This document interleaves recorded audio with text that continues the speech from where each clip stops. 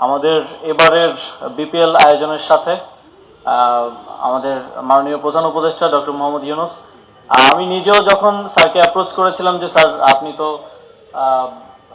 Olympic সহকারে আরো অনেক বড় বড় ইভেন্টের ডিজাইনে ইনপুট দিয়ে থাকেন, তো আমাদেরকে যদি একটু ফ্যাসিলিটেট করেন, তো আমি তখন এতটা আশা করি নাই যে স্যার এতটা ইনভলভ হবেন পার্সোনালি, এবং স্যারের টিম সহকারে আমার থেকেও বেশি ইনভলভ ছিলেন।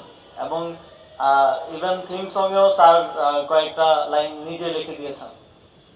তো স্যারকে অবশ্যই অনেক অনেক ধন্যবাদ স্যারের মূল্যবান ইনপুট দেওয়ার জন্য আমাদেরকে। এবং বিসিবি সেটাকে অনেক সিরিয়াসলি নিয়ে খুব সুন্দরভাবে সেটার বাস্তবায়নটা করেছে, সেজন্য বিসিবিকে অসংখ্য ধন্যবাদ।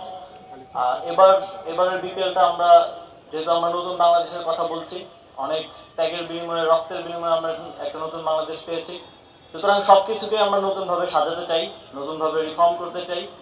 এবং এবারের বিপিএল আয়োজনের মধ্য দিয়ে ক্রিকেটের যে রিফরমেশন, সেইটার একেবারে যে প্রতিফলনটা দর্শকরা দেখতে পাবে এবং তারা এনজয় করবে এবং টিমগুলো ভালো পারফর্ম করবে, এটা আমার প্রত্যাশা থাকবে।